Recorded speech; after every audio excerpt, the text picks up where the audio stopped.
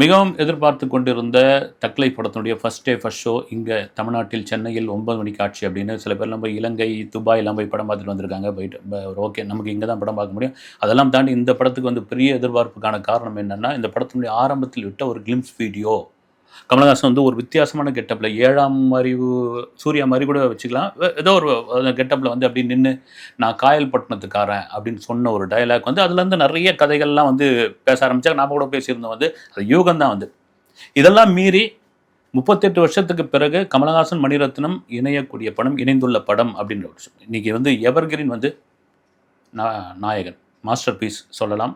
காட்ஃபாதருடைய தழுவல், உல்டா, காப்பி அப்படின்னு சொன்னாலும் அந்த காலகட்டத்தில் நாயகன் வந்து சக்கப்போடு போட்டுச்சு. இன்றைக்கி வரைக்கும் நாயகன் தான். அதோட பேக்ரவுண்ட் மியூசிக்லாம் அடிச்சிக்கவே முடியாது. வந்து இன்றைக்கி பார்த்தீங்கன்னா கூட ஒரு சீன் வந்து ரைட் இந்த ஒரு பக்கம் இருக்கும் பொழுது இவர்களோடு சேர்ந்து எஸ்டிஆர் சேர்ந்தது தான் இந்த படத்தின் இன்னொரு எதிர்பார்ப்பு எகிரிச்சு வந்து.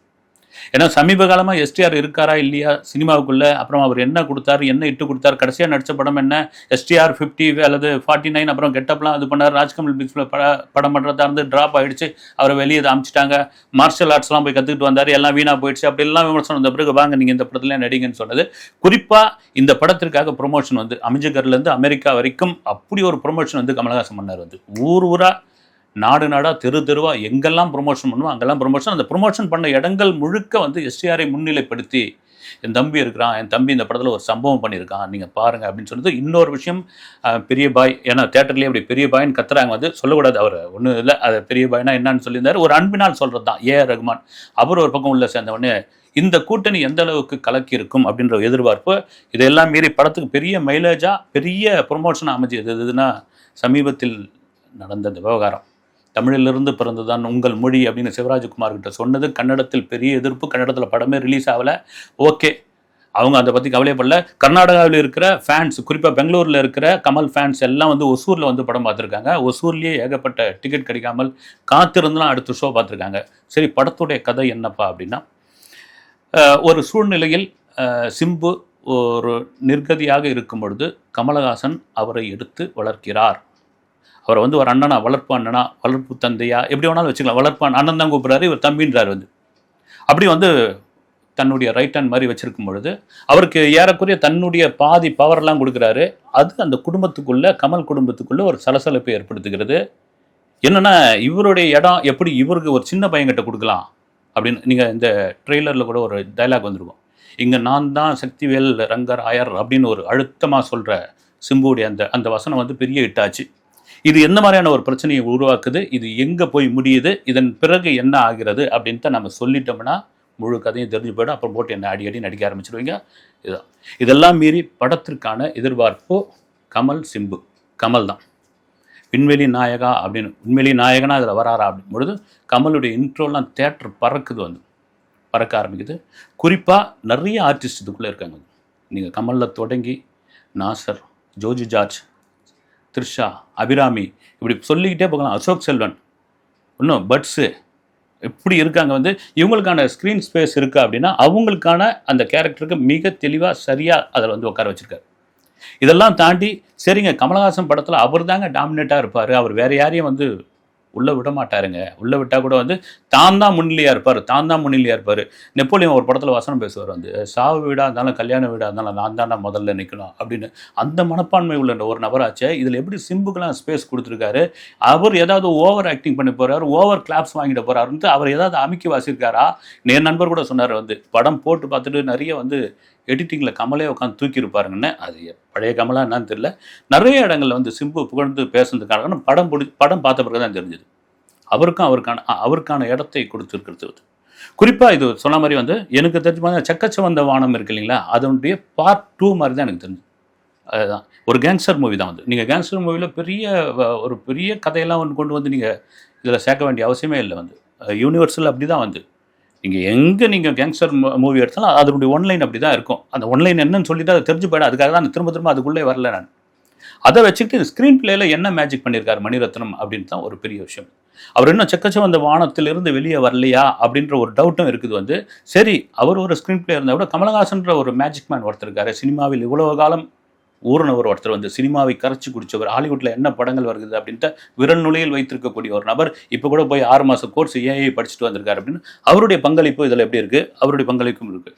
ஆனால் என்னென்னா அந்த ஃபர்ஸ்ட் ஹாஃப் அப்படி போகும்போது படம் வந்து அப்படி சுவாரஸ்யமாக வந்து தியேட்டரே வந்து ஒரு என்ன சொல்லுது, எல்லாரும் வந்து பெரிய ஆவலாக அடுத்த கேரக்டர் எப்படி வரும், அடுத்த கேரக்டர் என்ன பண்ணும், அடுத்த எதுவும் என்ன அப்படின்ற ஒரு எதிர்பார்ப்பு இருந்துகிட்டே இருக்கும்போது கதையை ஓப்பனே சொல்லிடுறாங்க. வந்து முதல்ல சொல்லிட்ட பிறகு ஓகே ஒரு இன்ட்ரோல் பிளாக் வந்து இன்ட்ரோல் பிளாக் அப்புறம் என்ன ஆகிடுதுன்னா ஆடியன்ஸான நமக்கு இது தான்பா நடக்க போகுது, இதை தவிர வேறு எதுவும் கிடையாது அப்படின்ற ஒரு மனநிலை வந்த பிறகுதான் அப்படியே சப்புன்னு இந்த அதாவது வந்து ஒரு சூப்பர் ஃபாஸ்ட் ஆம்னி பஸ்ஸு ஒரு இடத்துல நின்று போயிட்டு அதுலேருந்து பேசஞ்சர்லாம் தூக்கி டவுன் பஸ்ஸில் ஏற்றினா எப்படி இருக்கும், அது பாட்டு டவுன் பஸ் போய்கிட்டே இருக்கும், போட்டோம் அது பாட்டு எங்கே போதும் நம்ம ஊருக்கு போனால் போதும் அப்படின்ற ஒரு மனநிலை தான் உள்ளே இருக்காங்க. இதெல்லாம் மீறி இந்த கேரக்டர் பிரித்து கொடுத்துருக்காங்களே, இந்த கேரக்டர் அந்தந்த கேரக்டர் எப்படி வேலை வாங்கியிருக்காங்க, அவங்க எப்படி பண்ணியிருக்காங்க போது பிரமாதமாக இருக்குது. நாசர் தான் வந்து ஒரு மெயின் வில்லன். ஆனால் அந்த வில்லன் வந்து அப்படி வந்து எப்போ கமல் இருந்தால் நாசர் இருப்பார், நாசர் இருந்தால் கமல் இருப்பார் மாதிரி அவர் ஒரு கமலஹாசனுடைய கம்பெனி ஆர்டிஸ்ட்டு. அவருடைய பங்குக்கு அவர் பிரமாதம் அப்படிங்கிற ஜோஜி ஜார்ஜ் முக்கியமாக வந்து. ஏன்னா ஜோஜி ஜார்ஜை வந்து புகழ்ந்து பேசினவர் கமலஹாசன் வந்து. ரெட்டன் ஒரு படம் பார்த்த பிறகு ஒரே எந்த வித்தியாசம் இல்லை, இந்த மறு வைக்கிறது, கண்ணை இது பண்ணுறது, பொட்டு வைக்கிறது எதுவுமே இல்லாமல் சாதாரணமாக ரெட்டை வேஷத்தில் ஒரு கலக்கிட்டு போயிட்டார் இந்த நபர். இவர் யாருன்னு எனக்கு தெரியாது, பிரமாதமான ஒரு நடிகர் அப்படின்னு சொன்னபோது ரைட் ஓகே இதில் என்ன ஜோஜி ஜார்ஜ் பண்ணியிருக்கேன், அவருக்கான ஒரு இடமும் கொடுத்துருக்கா. குறிப்பாக ஒரு ட்ரெயின் ஃபைட் ஒன்று இருக்கும், அது ரயிலில் சண்டை, அதில் சூப்பராக இருக்குது, அவருக்கான ரைட் இதெல்லாம் மாரி சுகர் பேபி அப்படின்னு சுகர் பேபி ஆல்ரெடி எல்லாம் தெரிஞ்சு போச்சு. வந்து சுகர் பேபி த்ரிஷாவா என்னவா இருக்காங்க அப்படின்னு.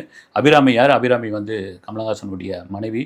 த்ரிஷா சொல்லவே தாலும் நீங்கள் தெரிஞ்சிருக்கோம், சுகர் பேபின்னு சொல்லிட்ட பிறகு தெரியுது. குறிப்பாக இந்த ஃபர்ஸ்ட் ஹாஃப்லாம் பார்த்தீங்கன்னா இந்த வசனம் வந்து ஒரு நிறைய ஜோக் மாதிரியான வசனங்களாகவே இருந்துக்கிட்டே இருக்குது. அதில் கமலஹாசன் ஒரு இடத்துல பேசுவார், வந்து வழக்கமாக அவர் வந்து இந்த படங்களில் உச்சா அடிக்கிறது, அப்புறமா வந்து கக்கா போகிறது, அதை தாண்டி வந்து கிஸ் இல்லாமல் படமே இருக்காது. இதில் கூட ஒரு டைலாக் வைப்பார். வந்து நிறைய பேருக்கு வந்து தம்மு, தண்ணி, சிகரெட்டு, போதை அது இதுன்னு இருக்கும். ஆனால் எனக்கு வந்து இந்த பொண்ணுங்க விஷயத்தில் நான் ஒரு போதையான ஆள், அதில் என்னை மாற்றவே முடியாதுன்னு அபிராமி கிட்ட பேசுகிற வசனம் வந்து கிளாப்ஸ் அள்ளி அடிக்குது. வந்து அந்த இடத்துல வந்து இதெல்லாம் மீறி இந்த படத்தை செகண்ட் ஹாஃபில் இன்னும் ஒரு கவனம் செலுத்திருக்கலாமே அப்படின்ற ஒரு கேள்வி படம் பார்க்குற எல்லாருக்குமே தோணுது. வந்து ஃபர்ஸ்ட் ஹாஃப் அப்படி கொண்டு வந்துட்டீங்க, செகண்ட் ஹாஃப் இன்னும் கவனம் செலுத்திருக்காம இவ்வளோ பெரிய ஆட்கள் உள்ளே இருக்கிறீங்களே, வந்து இவ்வளோ ஆர்டிஸ்ட் இருக்காங்களே, ஆனால் மொத்த பொறுப்பையும் மணிரத்னத்துக்கிட்டே கொடுத்துட்டாரா, உள்ளே வந்து கமலஹாசனுடைய தலையீடே இல்லையா அப்படின்னு. ஏன்னா நமக்கு அதுதான் தோணுது. வந்து நீங்கள் ஒரு ஃபர்ஸ்ட் ஹாஃப் எப்படி வேணாலும் படத்தை கொண்டு போயிடலாம், செகண்ட் ஹாஃப் படம் தான் வந்து உங்களுக்கு வந்து கொண்டு போய் சேர்க்கறது. நீங்கள் புஷ்பா 2 மீது 1000 விமர்சனங்கள் இருந்தாலும் அந்த செகண்ட் ஹாஃப் தான், அது ஒரு மசாலா படம், அந்த படம் இந்த படம்னு சொன்னாலும் தெலுங்கு பீப்பிள் கொண்டாடுறதுக்கான காரணம் என்னன்னா செகண்ட் ஹாஃப் விறுவிறுன்னு அடிச்சு தலைமை கொண்டது தான். சரி, இதெல்லாம் மீறி ரகுமானுடைய இசை ஓகே, அவர் நல்ல இசை கொடுத்துருக்காரு, அதை சரியான பிளேஸ்மெண்ட்டில் இதை பயன்படுத்தலையோ அப்படின்ற ஒரு ஆதங்கம் இருக்குது. ரகுமான சொல்லவே தேவை, இசை புயல் தான். எனக்கு குறிப்பாக அந்த விண்வெளி நாயகனே அந்த சாங் வந்து எங்கேயா வரப்போகுது உண்மையே பெரிய எதிர்பார்ப்புங்க. அந்த பாட்டை நீங்கள் வெறுமனே விஷுவல் இல்லாமல் கேட்டு பாருங்கள், இப்போவும் கேட்டு பாருங்கள். ஆனால் எடுத்து போய் எங்கேயோ ஒரு இடத்துல வச்சுட்டாங்க. வந்து அது பெரிய ஏமாற்றமாக இருக்குது. ஆடியன்ஸுக்கே வந்து எதிர்பார்க்கவே இல்லை. வந்து அது எப்படி ஒரு இன்ட்ரோல் பிளாக்ல ஒரு ஓப்பனிங்கில் வைக்கணும். வந்து குறிப்பாக அதில் ஒரு சிம்புவோடைய ஓப்பனிங்ஸ் அறிமுக சீன் ஒன்று இருக்குது, தேட்டரே அல்லோ கொள்ளப்படுது.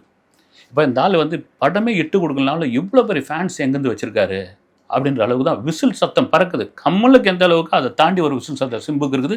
உண்மையிலே சிம்பு இந்த வாய்ப்பை, பொன்னான வாய்ப்பை நீங்கள் தவற விடாதீங்க. உங்கள் மீது 1000 விமர்சனங்கள் இருந்தாலும் இதுதான் உங்களுக்கு சரியான இது, பிடிச்சிங்க. ஏன்னா உங்கள் அண்ணன், ஏன்னா படத்துலேயும் அண்ணன், இங்கேயும் நிஜத்துலேயும் வந்து என் தம்பி எங்கள் அண்ணன் சொல்லி அந்த அண்ணன் கொடுத்த ஒரு பெரும் ரீஎன்ட்ரின்னு கூட சொல்லலாம். இதை நீங்கள் அப்படி பிடிச்சிட்டு SR 48, 50, 51 நீங்கள் தூள் கலப்புங்க. சரி, படத்தில் மற்ற இதெல்லாம் டெக்னிக்கலாக எப்படி இருக்குது படம் அப்படின்போது ரவிகே சந்திரன் சொல்லவே சாகலை. இன்றைக்கி இந்தியில் மோஸ்ட் வாண்டட் கேமராமேன், பிரமாதமாக பண்ணியிருக்காரு. வந்து அது கலர் டோன் ஆகட்டும், அவர் சொல்கிற விதமாகட்டும், அந்த காட்சிக்கான மூடை வந்து அந்த கேமராவில் கொண்டு வந்து நிறுத்துறது, எடிட்டிங் சூப்பராக இருக்குது. இதெல்லாம் மீறி மறுபடியும் ஒரு குறையான ஒரு விஷயம்னா 2.25 மணி நேரம் அந்த படம் ஓடுது. இன்னும் கூட சுருக்குன்னு கட் பண்ணியிருக்கலாமே அப்படின்ற ஒரு ஆதங்கம் படம் பார்க்குறப்போ வருது. அதெல்லாம் மீறி ஓகே, இந்த படத்தை நீங்கள் போய் ஒரு முறை பார்க்கலாம், கண்டிப்பாக பார்க்கலாம். காரணம் என்னென்னா கமலஹாசன், சிம்பு, ரகுமான், மணிரத்னம் அப்படின்ற இவங்களுக்காக. அது தவிர இவ்வளோ ஆர்டிஸ்ட் உள்ள இருக்காங்க. அசோக் செல்வம் கண்டிப்பாக சொல்லுங்கள். அசோக் செல்வம் போராடலாம் ப்ரொமோஷனில் இருந்தார். இதில் வந்து ஒரு சின்ன இடம் தான் வராரு. ஏன் அவரை நிறைய பயன்படுத்துறது எடிட்டிங்கில் எடுத்துட்டாங்களா என்னன்னு தெரியல. ஓகே, அந்த இடம் கூட அவர் வந்து ஸ்கோர் பண்ணிட்டு பார்க்குறாரு. செகண்ட் ஹாஃப்லாம் எனக்கு வந்து ஒரு மாதிரி திரும்ப சொல்கிறது, ஏன் செகண்ட் ஹாஃப்னு சொல்லிக்கிட்டே இருக்கிறேன்னா அது ஆதங்கம் தான். வந்து இல்லை கமலஹாசன் எத்தனை படம் நடிச்சிட்டார் வந்து, அவருக்கு தெரிஞ்சிருக்காதா அப்படின்ற ஒரு கேள்வி தான். இந்த படத்தை எத்தனையோ முறை போட்டு பார்த்துருப்பாங்க இல்லைங்களா, போட்டு பார்த்துட்டு ரீஷூட் கூட பண்ணியிருக்கலாமே அப்படின்னு தோணுது. ஓகே, எடுத்தாச்சு, படம் ரிலீஸ் ஆகிடுச்சு, படத்தை கொண்டாடிக்கிட்டு இருக்காங்க. வாய்ப்புள்ளவர்கள் ஒரு முறை போய் பாருங்கள். தக் லைஃப் என்னை பொறுத்த வரைக்கும் ஓகே, நல்ல படங்க அது. அடுத்த வீடியோவில் சந்திக்கிறேன். நன்றி.